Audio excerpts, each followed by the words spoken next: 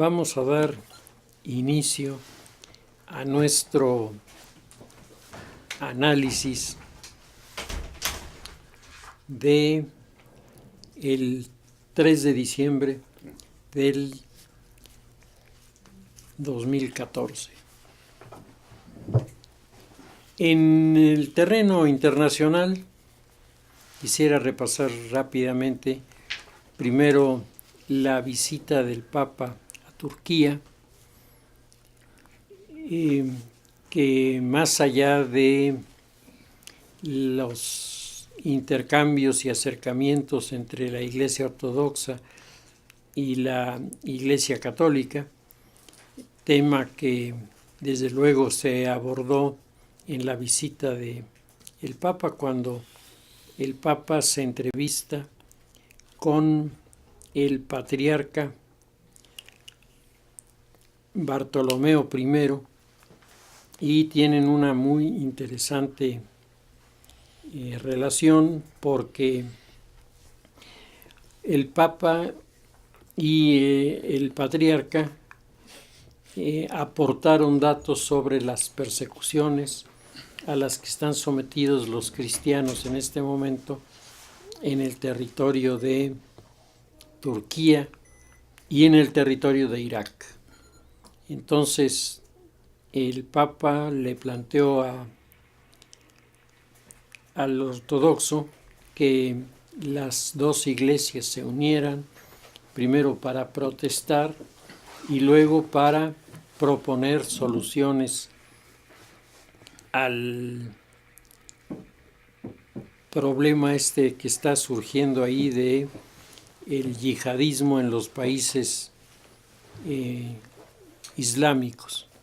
Muy interesante que en un régimen totalmente laico, como es el de este gobierno de Erdogan en Turquía, el mismo primer ministro le haya señalado al Papa la preocupación del gobierno turco por la radicalización de los grupos, sobre todo juveniles islámicos.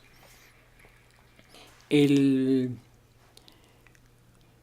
primer ministro le informó al Papa Francisco que se estaba presentando un fenómeno en el mundo occidental y un mundo en el fenómeno oriental que tenía que ser denunciado, tenía que ser señalado para que no continuara, en el que los fundamentalistas de un lado y de otro señalaban los del mundo occidental, a todo musulmán lo ven terrorista. Entonces decía Erdogan, cada vez que se toca el tema islámico, automáticamente, más allá del contexto en el que se habla, se ataca al Islam y se condena al Islam por terrorista. Y esto, decía Erdogan, no solamente no es justo, es que no es cierto, porque muchísimos seguidores del Islam están en contra del terrorismo, están dispuestos a dar un testimonio de que su fe no tiene nada que ver con la violencia, dice, y entonces se produce el efecto a la inversa. En el mundo musulmán, en este momento, la presencia de los occidentales es considerada como una ofensa que continúa la obra de los cruzados.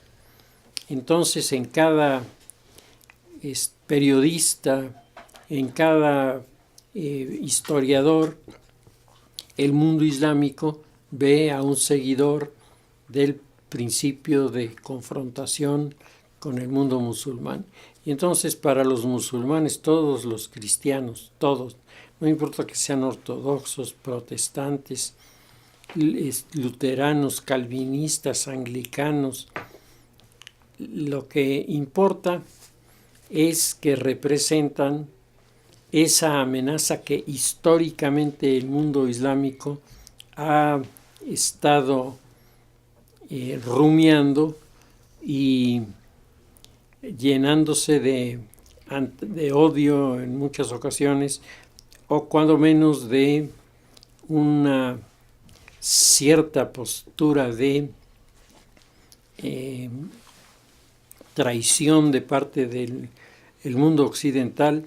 Y entonces decía el patriarca, decía Erdogan, el primer ministro, estamos jugando de los dos lados con fundamentalismos incontrolables, porque los fundamentalistas no consultan, no preguntan, los fundamentalistas hacen.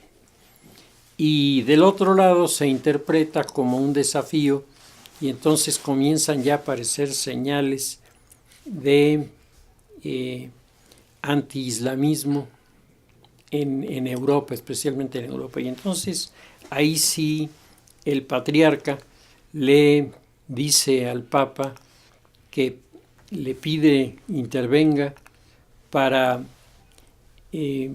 hacer justicia en Alemania a todas las familias de origen islámico que están sufriendo los ataques de los skinheads, que donde los encuentran los apalean y van a las tiendas, saquean las tiendas, rompen los vidrios, golpean al personal.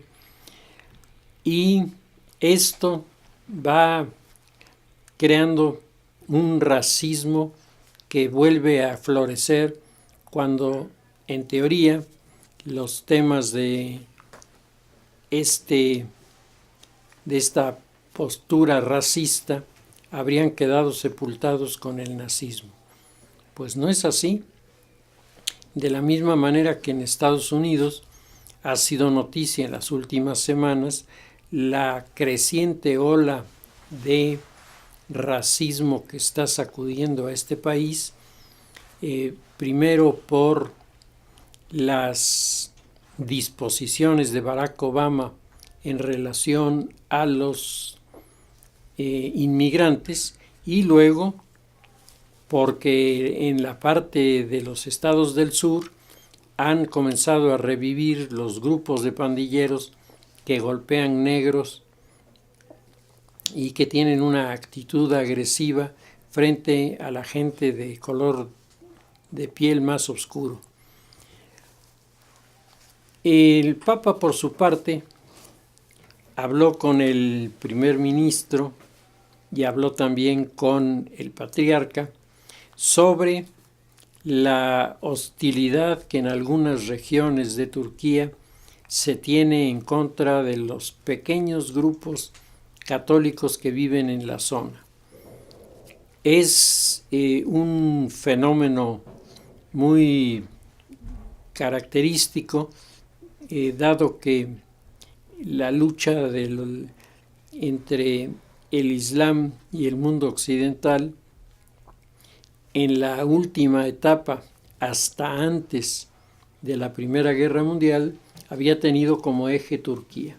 O sea, los turcos se habían convertido en los malos de la cultura del Mediterráneo, y entonces lo que ocurría en toda la región era automáticamente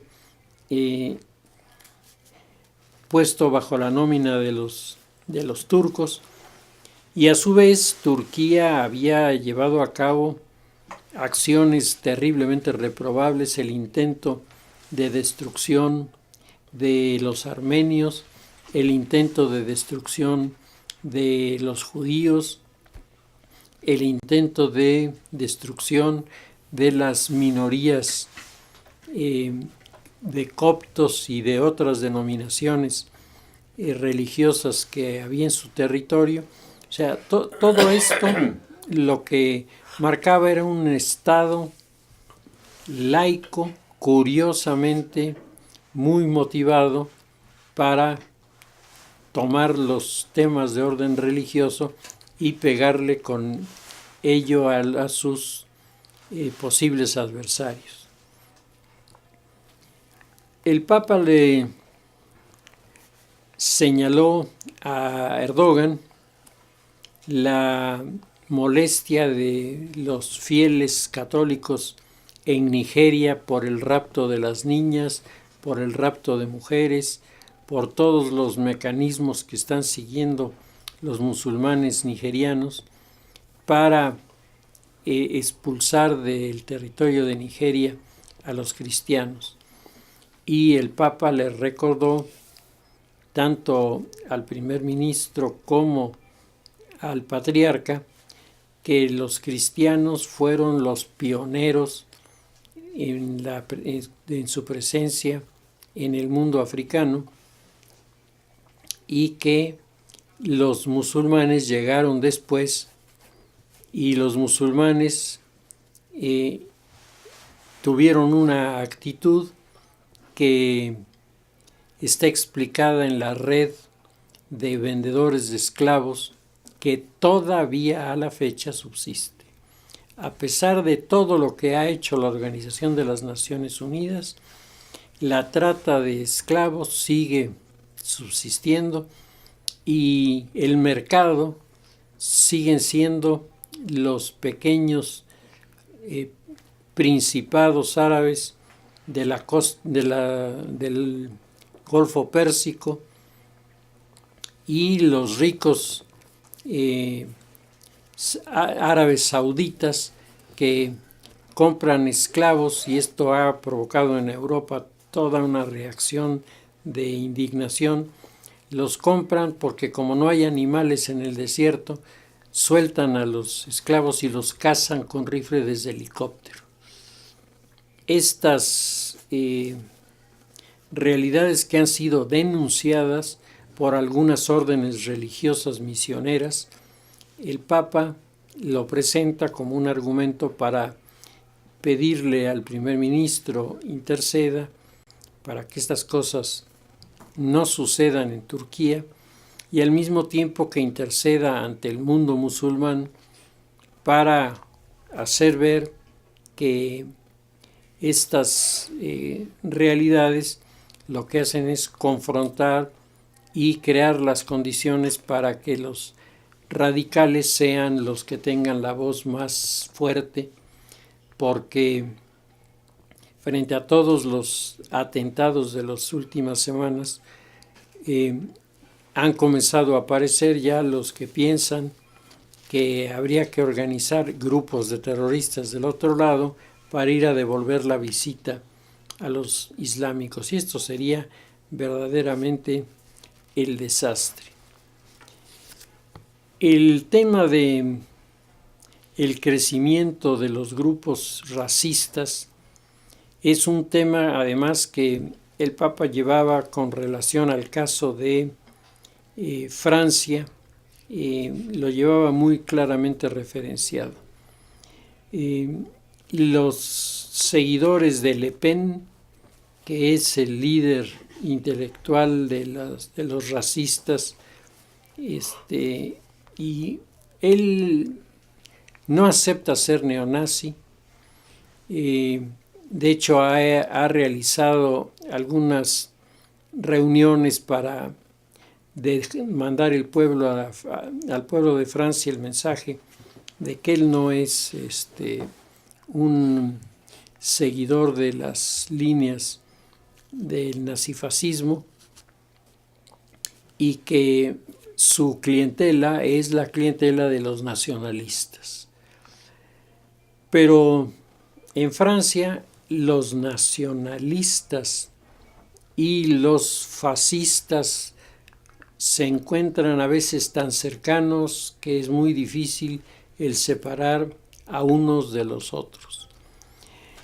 En las últimas elecciones, la hija de Le Pen ganó un escaño en la Cámara de Diputados y el número de seguidores de la escuela de Le Pen se ha multiplicado debido a la creciente ola migratoria que está llegando desde Argelia a Francia y que estos nacionalistas la identifican como una quinta columna que se infiltra dentro del territorio y luego desde ahí comienza a abrirle paso primero a las exigencias en torno a la Sharia y en segundo lugar las exigencias que presentan ellos dentro del esquema de libertades religiosas, en donde el mundo islámico,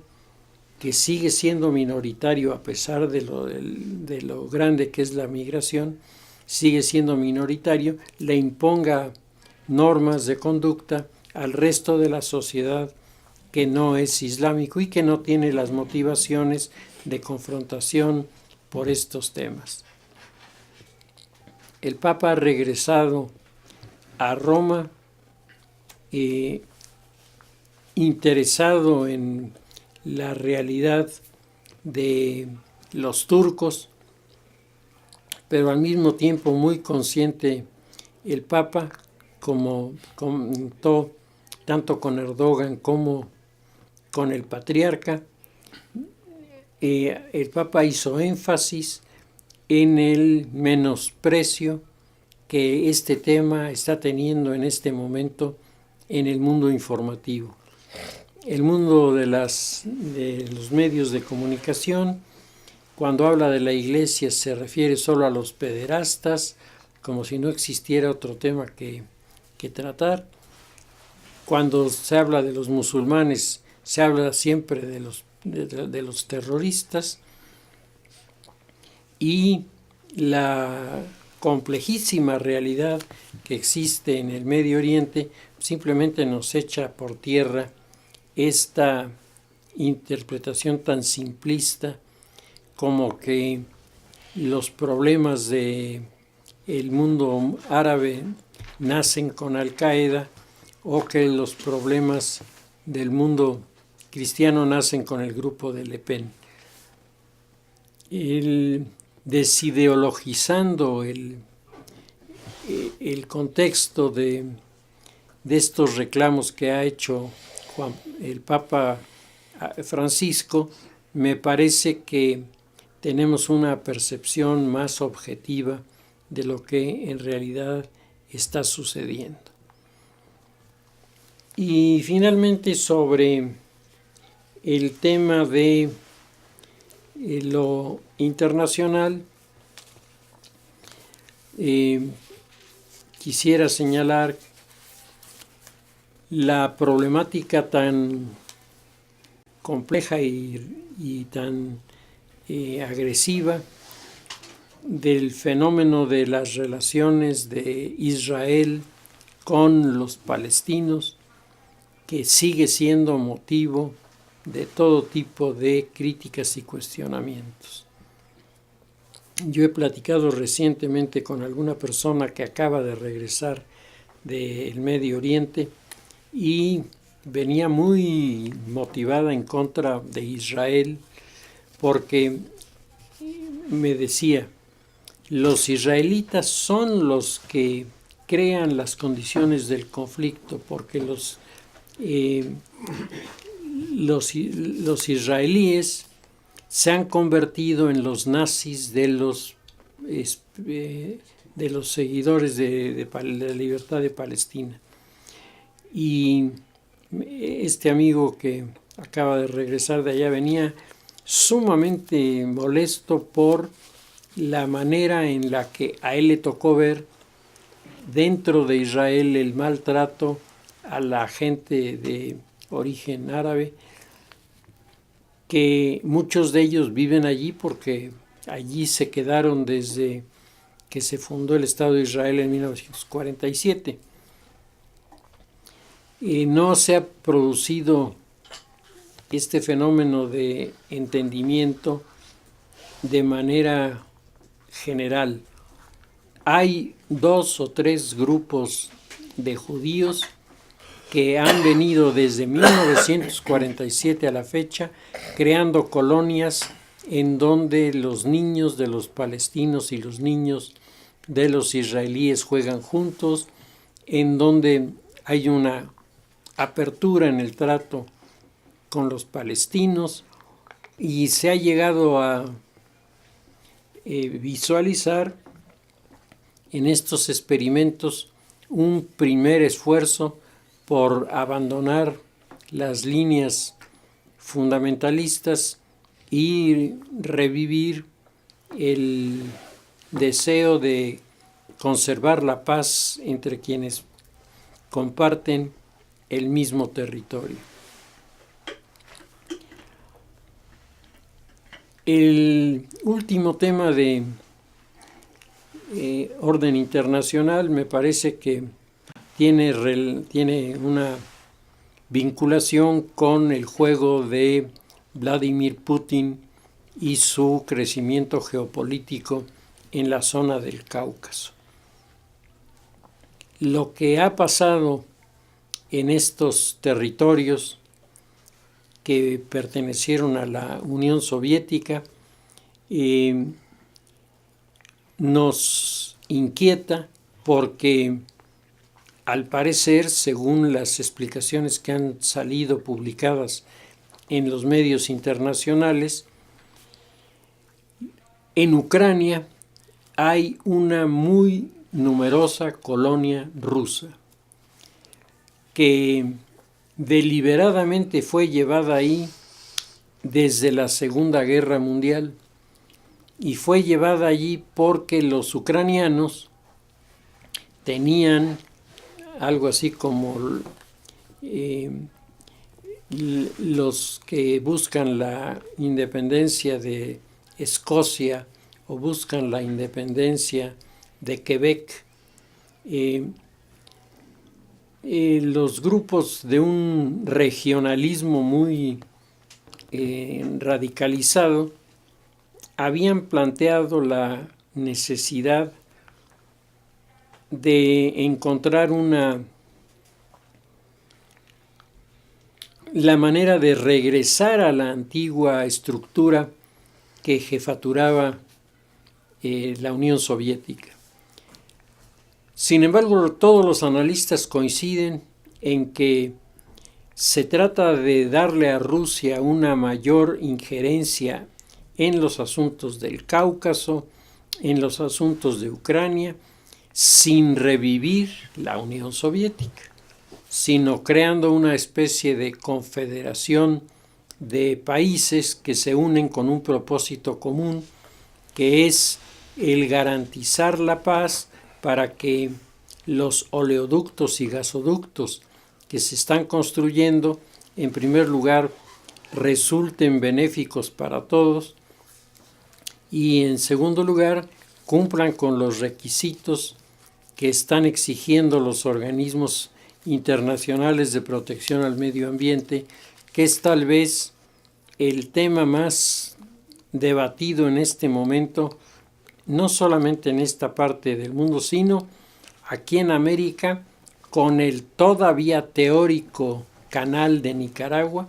Todavía no se inaugura y ya hay un debate sobre la polución que va a traerle a Nicaragua la presencia de este canal, cuya visión ha sido manejada por China. China acaba de hacer un informe en las cancillerías hablando de lo que está buscando en Nicaragua.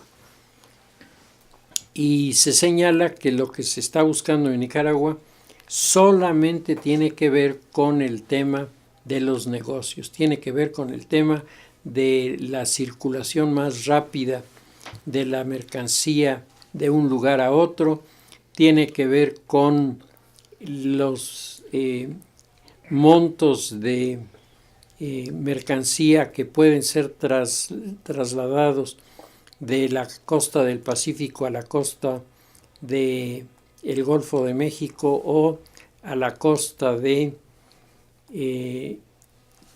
las Antillas, de los países antillanos, y no tienen ningún otro propósito. Los chinos rechazan cualquier otro propósito y recuerdan los chinos que la comunidad americana no ha sido con los chinos una comunidad que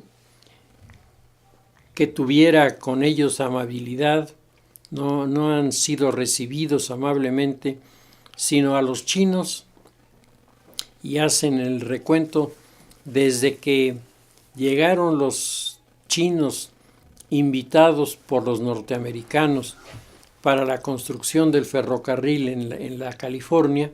Desde ahí comenzaron los problemas de los chinos, porque cuando salieron de China, los norteamericanos le habían ofrecido a los que se iban como trabajadores entregarles una cantidad en monedas de oro, cantidad que todos estaban esperando para enviarla a su casa y con eso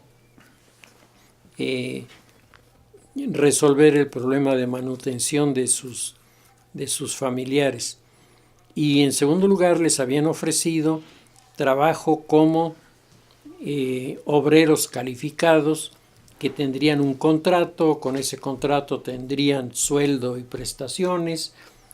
Cuando llegaron, nada de eso resultó. De ahí el refrán: te engañaron como un chino, porque llegaron a encontrarse con galerones, que era donde se acomodaban los trabajadores, un maltrato terrible, porque los norteamericanos y europeos que estaban trabajando en la construcción del ferrocarril menospreciaron a los chinos, y entonces un grupo muy importante de chinos huye de la construcción del ferrocarril, pero no se pueden quedar en Estados Unidos, porque si los capturaban los regresaban a trabajar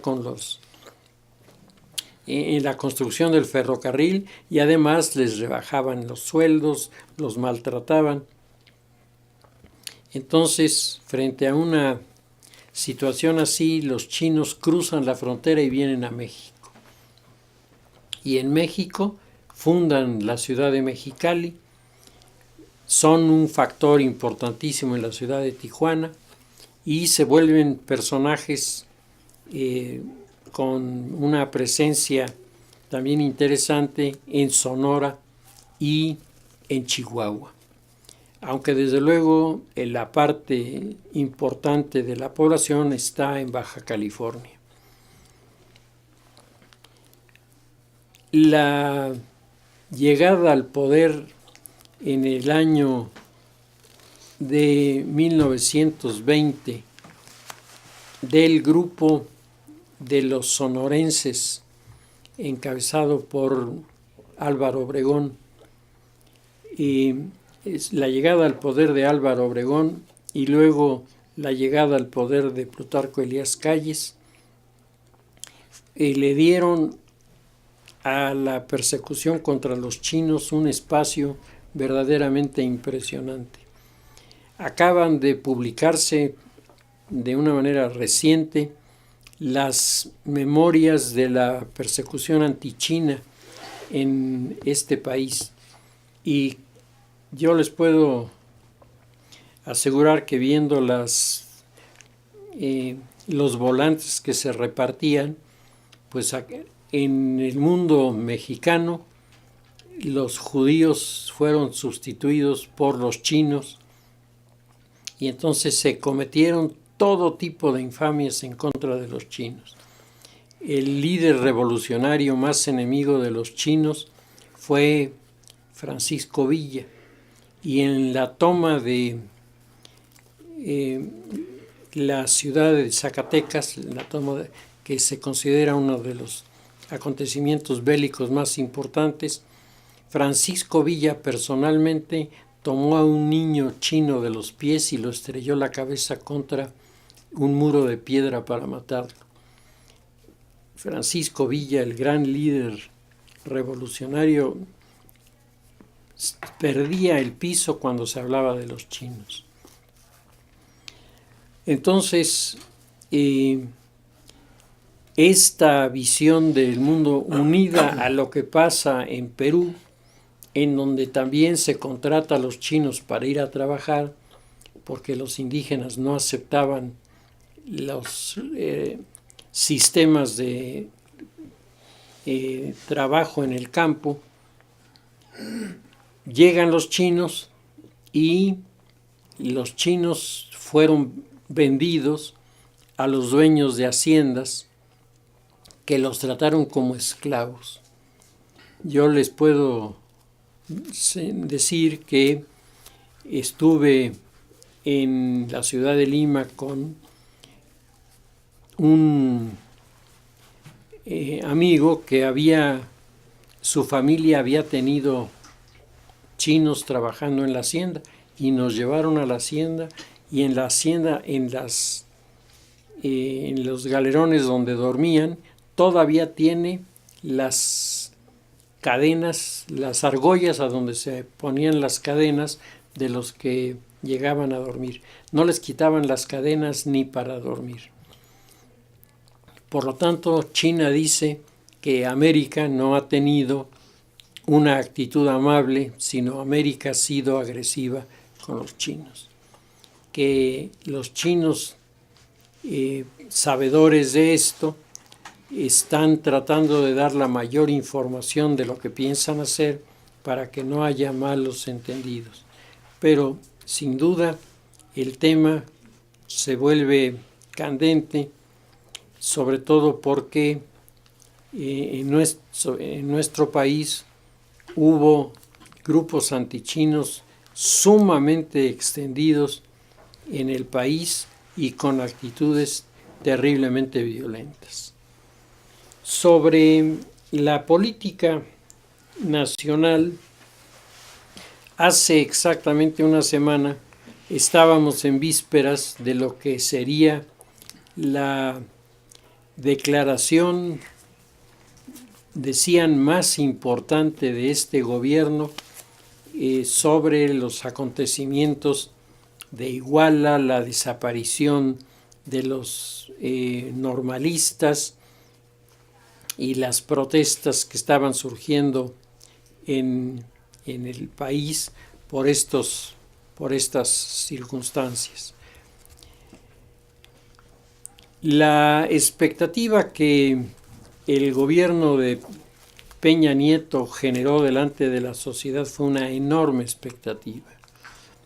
Si repasáramos el procedimiento que siguió el grupo de asesores del presidente para motivar a la sociedad, nos encontraríamos con uno de los ejemplos más gráficos de lo que dicen los propagandistas sucede cuando falta el contacto con la sociedad. Se creó una expectativa que en algunos casos se manejaba como desaparición de ciertos personajes de la esfera del gabinete. Se hablaba de cambios en el gabinete muy importantes, se hablaba de renuncias que se tendrían que aceptar de funcionarios para que el asunto de la normal finalmente comenzara a ir al fondo en la investigación. Cada quien se imaginaba cosas que iban a suceder porque la propia campaña de publicidad a la declaración del presidente daba a entender que el presidente llegaría y aterrizaría sus planteamientos con resoluciones que dependieran de él. Y ha sido la gran decepción.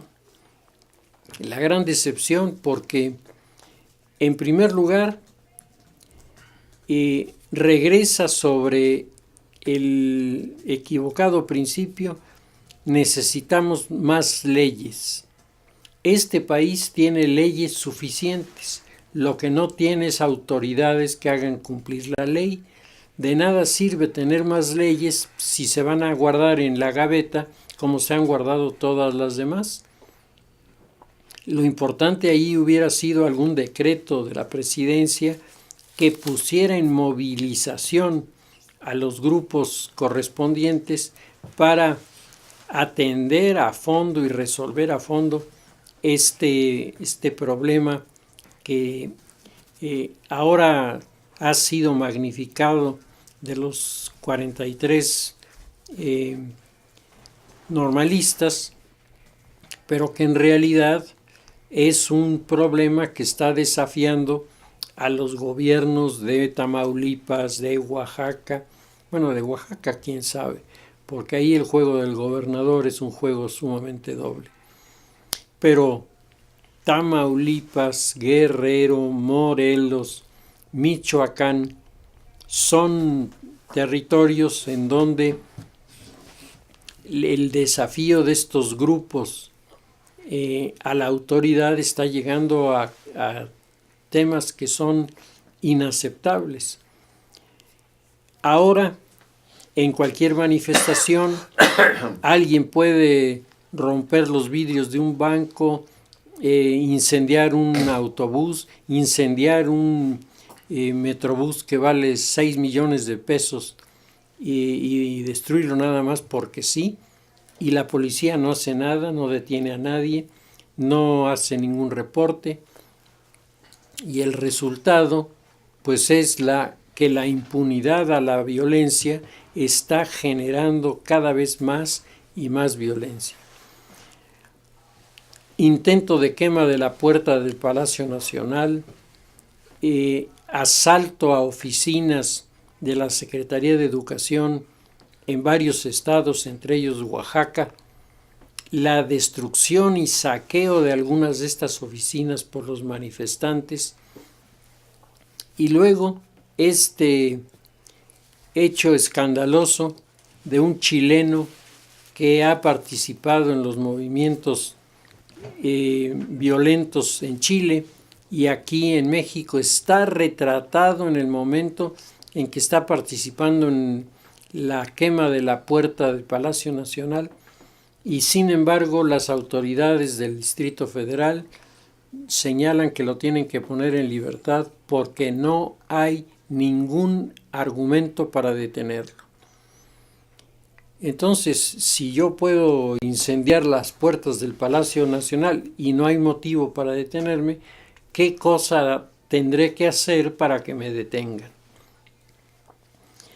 Todo el mundo esperaba que el mensaje del presidente fuera un enérgico hasta aquí llegaron y no, esto no se va a quedar así, vamos a regresar las cosas a su nivel de gobernabilidad, vamos a detener y a procesar a los que practican el vandalismo y vamos a hacer algo que la sociedad se dé cuenta de que estamos defendiendo sus intereses y sus derechos.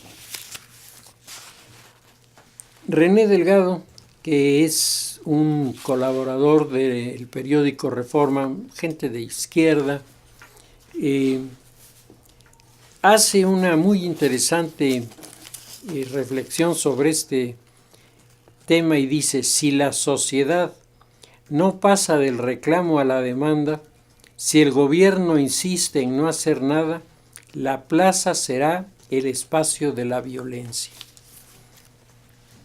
Esto que dice René Delgado ha sido subrayado y ha sido ratificado por Silva Herzog, ha sido ratificado por Leo Zuckerman, ha sido ratificado por los editorialistas de numerosos periódicos y revistas que piensan como René Delgado. O se actúa o se rinde la plaza. No hay alternativa. Aquí no hay término medio. Si el gobierno no pone un hasta aquí, los anarquistas podrán llegar a cosas que incluso tiren al gobierno.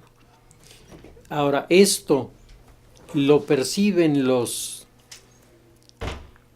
dirigentes de organismos políticos, de organismos empresariales, que van planteando su desacuerdo, su inconformidad, y por otro lado están preguntando, bueno, y los señores anarquistas que dicen que tienen el derecho de ir a romper vidrios porque es su natural modo de protestar, vamos a aceptar a que los anarquistas lo hagan, porque entonces vamos a tener que aceptar a los pederastas, vamos a tener que aceptar, porque sí es su modo de ser, y esto es lo más alejado de los principios del derecho.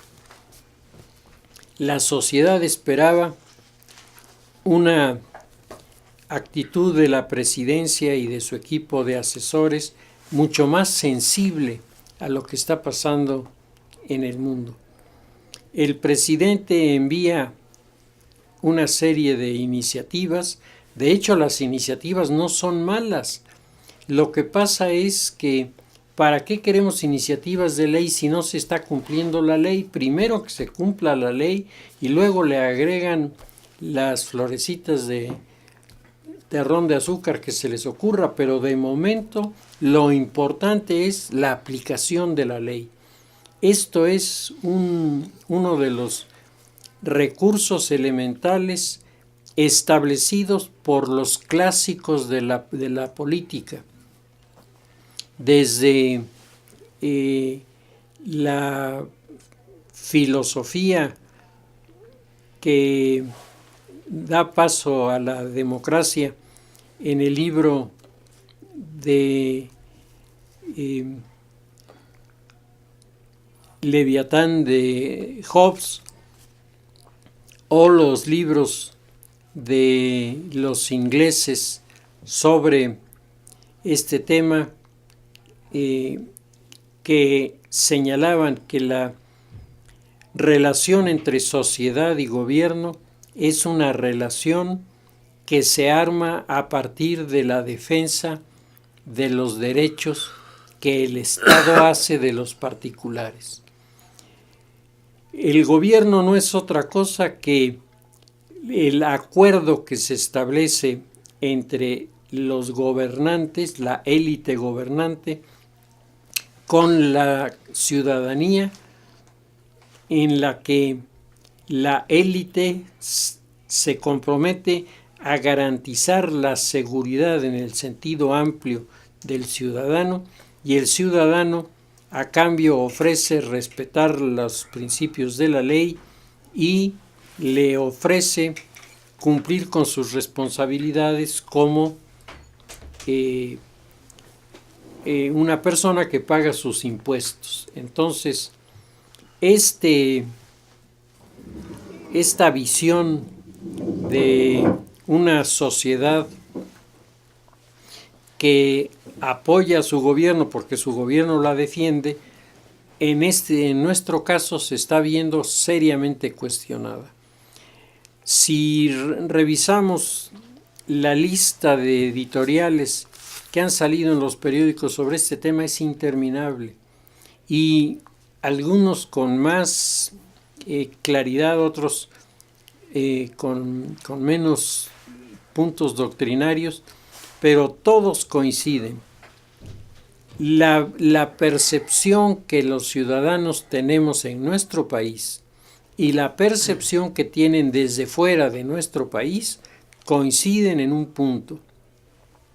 El gobierno está siendo omiso en el área donde su responsabilidad es mayoritaria. La seguridad es el punto clave de toda sociedad. Donde no está resuelto el tema de la seguridad, necesariamente aparecerán fenómenos que ataquen y que cuestionen a la propia sociedad. Dice René Delgado en su artículo que se necesita llevar a cabo una serie de ajustes en los organismos que están involucrados en la investigación, porque se están generando confusiones muy importantes. La sociedad quiere, por lo menos eso dice Javier Sicilia, que la Procuraduría y los órganos que persiguen al crimen le esté informando a la sociedad, entiéndase Javier Sicilia, cada paso que den lo va a conocer. Esta no es la metodología de las investigaciones. El investigador no puede estar sacando a la luz todo lo que investiga, porque más tarda en sacarlo que el delincuente en encontrar la forma de salirse. Tiene que ser un trabajo sólido, bien hecho, bien documentado, que en el momento que se presente tenga los requisitos que la ley establece para que le den validez, porque aquí nos estamos encontrando con dos temas que se juntan y que son muy inquietantes. Por un lado, la impunidad aparentemente sin límites de todo aquel que diga soy anarquista. Pues si eres anarquista, lo único que tienes que hacer es ponerte un pañuelo en la cara, salir a la calle y ya tienes derecho de llevarte el cajero que está ahí, ya tienes derecho a romper los vidrios y a incendiar lo que se te ocurra porque eres anarquista. Entonces, este es el primer punto de revisión en serio de los problemas. Poner a la gente dentro del marco del Estado de Derecho.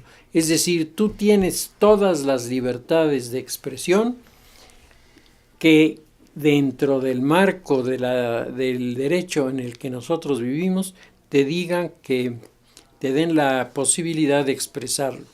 Salir, gritar, decir, tener opiniones por discrepantes que sean, eso el político tiene que aprender que así es la sociedad y tiene que aceptarlo.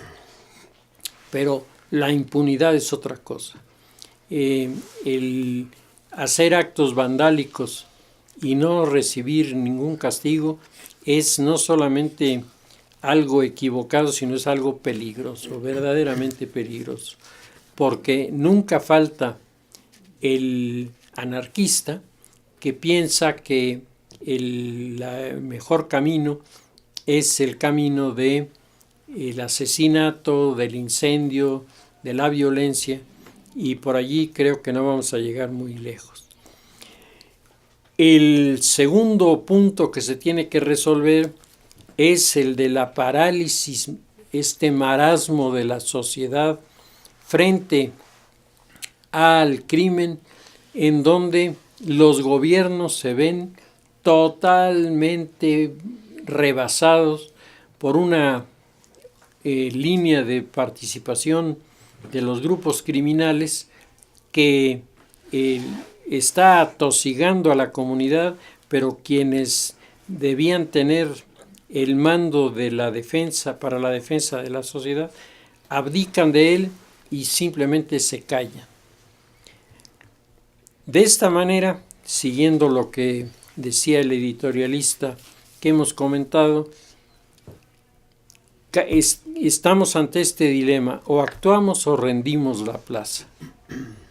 Y la postura del presidente casi es rendimos la plaza, casi es. No toleraré más. Y ese mismo día, mientras él está hablando, en el estado de Oaxaca, los grupos de la coordinadora están apedreando una dependencia de educación, están saqueando la dependencia, están destruyendo sus archivos. ¿Y qué pasó? No pasó nada. Ese día que habló el presidente, ese jueves que habló el presidente, sucedieron toda una serie de acontecimientos que iban en contra de lo que el presidente dijo, y no hubo un detenido, no hubo nada que marcara para la sociedad un principio de cambio. que le diera un cierto sentido. El presidente, decía, tiene algunas iniciativas que me parece que son correctas, pero que en las condiciones en que estamos serían prácticamente anacrónicas, porque primero se tendría que atender a la defensa de la ley y luego ya modificamos lo que haya de modificar. Al presidente, a alguien en su gabinete lo ha convencido de que todo tiene que hacerse por decálogos, y entonces para cumplir las 10 disposiciones nuevas se traen de las declaraciones anteriores 2 que además son muy polémicas. Se trae la de la identificación, la tarjeta de identificación universal, y por otro lado se trae la iniciativa de los mandos únicos en la lucha contra el crimen organizado. Y ahí hay un elemento que jurídicamente tiene que estudiarse muy bien y que puede ser el elemento por el cual la iniciativa no pase, que es el cuestionamiento que el federalismo hace a esta situación. Somos una federación de estados que se unen en una nación, pero si aceptamos la doctrina del federalismo, tu gobierno central no te puedes meter en mi gobierno, porque mi gobierno con el que responde a la sociedad soy yo y no eres tú. ¿Y cómo le vamos a hacer con las policías cuando en el esquema que está trazando el presidente, los cuerpos policíacos van a quedar al mando de los gobernadores? Es decir, si los gobernadores ya hoy tienen de por sí atribuciones que son muy discutibles, pero que les han abierto de manera impresionante las puertas de los malos manejos, si a eso le agregamos que además ahora van a manejar ellos la policía, pues ya vimos lo que pasó en Iguala. En Iguala el policía obedece las órdenes del presidente municipal para ir a cometer un ilícito. Y esto es verdaderamente grave. Frente al tono cínico de algunos funcionarios, sí se puede descubrir en la gente más responsable una preocupación que va en aumento cuando lo que se estaba buscando para motivar a la sociedad, que era esta declaración del presidente, pues nos dejó una situación de indefensión por un lado y de frustración por el otro. Inmediatamente se hicieron las encuestas sobre la credibilidad del presidente y los números son aterradores. A 30% está reducido la aceptación del presidente entre los encuestados. 30%. La sociedad ya no confía en la presidencia, ya no confía en que el PRI sabe gobernar. Ahora la pregunta es, si sabes gobernar, ¿por qué no lo has hecho? Y si no es porque no hayas querido, sino porque no te han dejado, pues eso quiere decir que no eres el mejor para gobernar. En este momento ocurre entonces un fenómeno que se suma a todas estas variables que están moviéndose con una enorme rapidez. De repente, los grupos que protestan pasan del grito de queremos a los 43, queremos que los retornen vivos, etcétera, etcétera, pasan de eso a decir el presidente es el culpable. Y comienza a desatarse una feroz campaña a nivel nacional e internacional en contra de la figura del presidente Peña Nieto. Se aprovecha no solamente las realidades que se tienen en este momento de errores, omisiones, fallas, poca sensibilidad a los problemas que tiene el presidente, y el asunto se va sobre uno de los puntos más vulnerables, sobre su esposa. Se va sobre la famosa Casa Blanca, que cada vez más va dejando en evidencia que hay un conflicto de intereses ahí verdaderamente serio, porque no es que no se hayan pagado los impuestos en las transacciones, porque los impuestos están pagados en las transacciones. Es decir, por ahí nadie podría decir nada. Ahí el quid del asunto es, bueno, ¿y quién te los regaló? ¿Sí? ¿Y por qué la empresa que te los regaló resultó premiada sin previa concurso la construcción, que a lo mejor lo hacía muy bien, pero ¿de dónde salió esta concesión? Y si no tendrán una conexión directa a la concesión con la casita. Esto está enturbiando terriblemente el panorama, y Sergio Sarmiento el día de ayer hace una observación que a mí me parece muy valiosa. Dice, no se puede confundir el problema y la causa de los normalistas. No se puede